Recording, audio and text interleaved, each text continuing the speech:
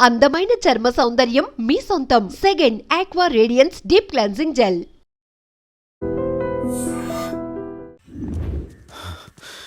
ఏంట్రా ఈ రోజుల్లో సైన్స్ ఇంత డెవలప్ అయింది, ఆ అమ్మాయి నార్మల్ కండిషన్లోకి తీసుకొచ్చే దారేం లేదంటావా?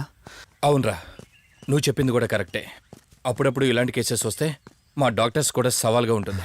అంటే ఎన్ని రోజులు పట్టచ్చు? ఎగ్జాక్ట్గా ఇన్ని రోజులని చెప్పలేం, కానీ ఒక్కోసారి వన్ డేలోనే గుర్తుకొచ్చేయచ్చు. కొంచెం క్రిటికల్ అయితే ఓ 4 రోజులు పట్టచ్చు. సమ్టైమ్స్ లైఫ్ లాంగ్ గుర్తు రాకపోయినా ఆశ్చర్యపోకర్లేదు. అంటే మనం ఏం చేయలేమా? చేయలేమని కాదురా, మన ప్రయత్నం మనం చేద్దాం. ఎందుకని మంచిది, పోలీస్ కంప్లైంట్ ఇద్దాం. అది కాదురా, పోలీస్ కంప్లైంట్లో అది ఇది అంటే ఈ కేసులు ఇంట్రాగేషన్లు అన్నీ ఉంటాయి. అవసరం అంటావా? తప్పదురా, అసలే యాక్సిడెంట్ కేసు. పోలీస్ కంప్లైంట్ ఇవ్వకుండా మేము ట్రీట్మెంటే స్టార్ట్ చేయకూడదు. నువ్వు నా ఫ్రెండు కాబట్టి రిస్క్ చేశాను.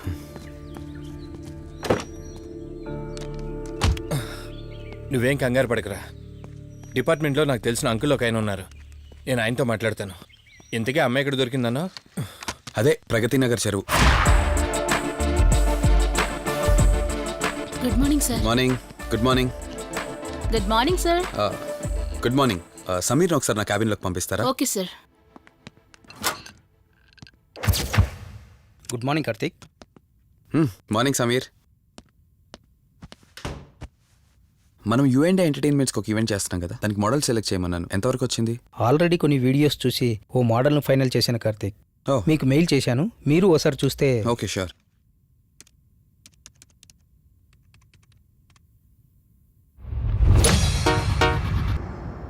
వావ్. రే వాసు చెప్పరా. రే అదే సిఐ అంకుల్, నేను అమ్మాయి దొరికిన చెరువు దగ్గరికి వచ్చాం. నువ్వు వెంటనే బయలుదేరి ఇక్కడికి వచ్చా. ఓకేనా? ఓకే వెంటనే బయలుదేరుతున్నాను. సమీర్, ఈ అమ్మాయి పర్ఫార్మెన్స్ బాగుంది, నేను అర్జెంట్గా పని మీద వెళ్తున్నాను. మిగతా ఫార్మాలిటీస్ అని మీరు ఫినిష్ చేయండి.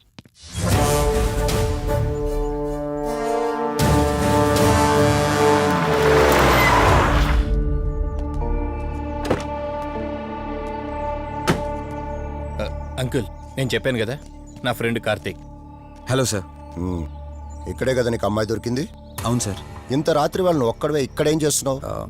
బేసిక్గా I'm an event organiser. Event finish చేసుకుని ఇటు వెళ్తుంటే. అంటే ఇక్కడికి వచ్చాక నీ కారు ఆగిపోయిందంటావు? అంకుల్, వీడు నాకు చిన్నప్పటి నుంచి ఫ్రెండ్. వీడి గురించి నాకు బాగా తెలుసు. అలాంటి వ్యక్తి కాదు. కావాలంటే మా డాడీని అడగండి. నువ్వు చెప్పేది కరెక్టే కావచ్చు వాసు. ఈ ఒంటి మీద యూనిఫామ్ ఉందే దేన్ని పూర్తిగా నమ్మదు. ఓ పని చేయండి, రేపు పేపర్లో అమ్మాయి ఫోటో వేయించండి. తన వాళ్ళు ఎవరైనా వస్తారేమో చూద్దాం.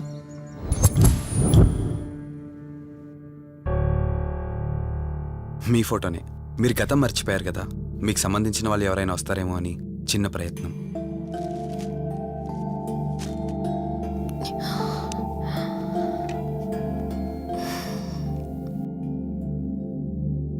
ఒకవేళ ఎవరూ రాకపోతే? అయ్యో, అలా అంటారేంటండి, తప్పకుండా వస్తారు.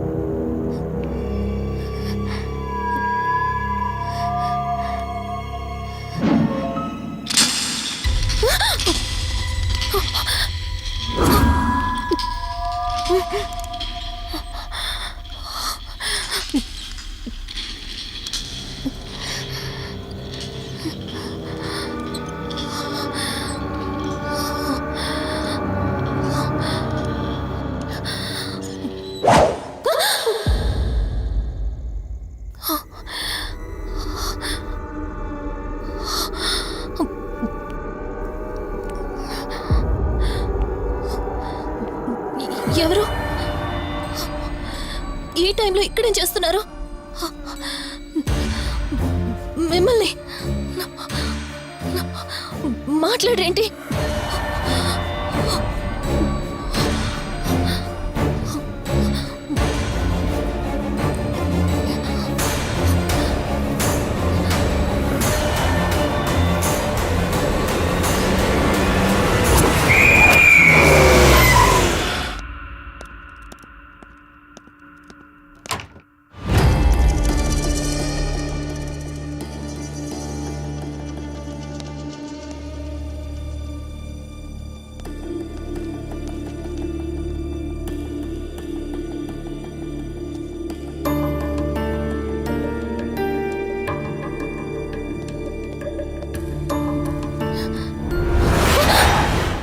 ఏయ్, నేను కార్తిక్ని. ఏం సడన్గా అలా ఉలిక్కి పడ్డారు? భయంగా ఉంది కార్తీక్. ఏదో తెలియని భయం నన్ను వెంటాడుతోంది. కలని తెలిసినా మనసు నమ్మట్లేదు.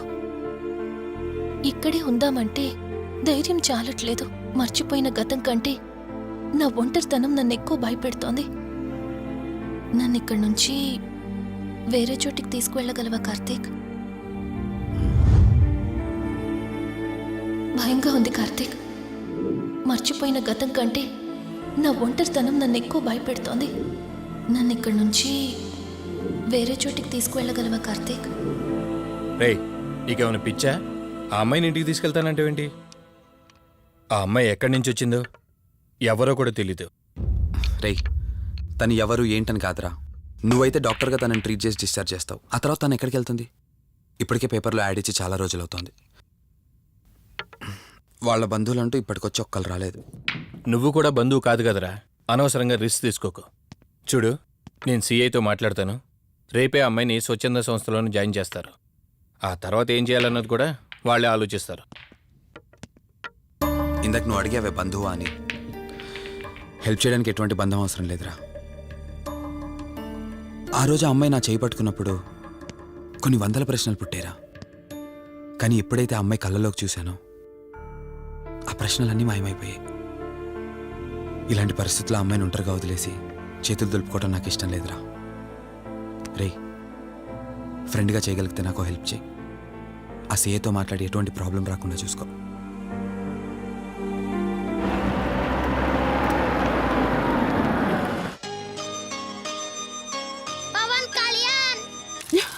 ఈ ట్యాప్ ఒకటి వస్తామని ఇరిటేట్ తెప్పిస్తుంది.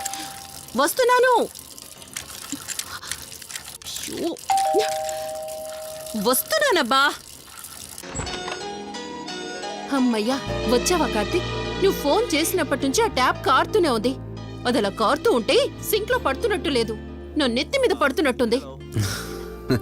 దాన్ని త్వరగా బాగు చేయించు కార్తీక్.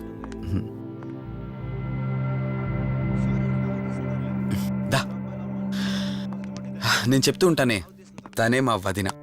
అన్నయ్య ఎప్పుడు ఫుల్ బిజీగా టూర్స్ తిరుగుతుంటాడు. కానీ మా వదిన మాత్రం నన్ను సొంత కొడుకులా చూసుకుంటుంది. ఇంతకీ ఈ అమ్మాయి చెప్పలేదు కదా, తను నా ఫ్రెండ్. హాస్పిటల్ పని మీద వచ్చింది వదిన. తన పేరు Anyhow, I'm Siddharth Roy. Madhumati. Madhumati. కొన్ని రోజుల పాటు మన ఇంట్లోనే ఉంటుంది. సరే, తనను పైకి తీసుకువెళ్ళి రూమ్ చూపించు. సరే, నువ్వు వెళ్ళమ్మా. రా.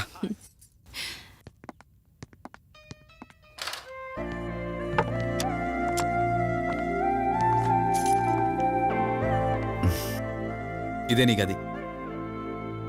ఆ ఎదురుకుండా ఉందే, అది నా బెడ్రూమ్. నీకు ఎటువంటి అవసరం వచ్చినా నన్ను అడగచ్చు. నీకు ఎటువంటి ఇబ్బంది ఉండదు. నాకు భయంగా ఉందని ఒక్క మాట చెప్పగానే ఏమీ ఆలోచించకుండా ఇంటికి తీసుకొచ్చారు.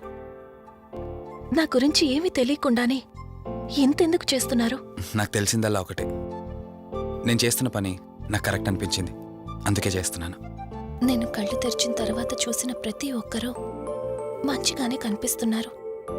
కానీ కార్తీక్ని చూసినప్పుడల్లా ఎన్నో సంవత్సరాల నుండి మా మధ్య అనుబంధం ఉన్నట్లు అనిపిస్తోంది. తన మాటలు వింటుంటే నాలో ఏదో తెలియదు.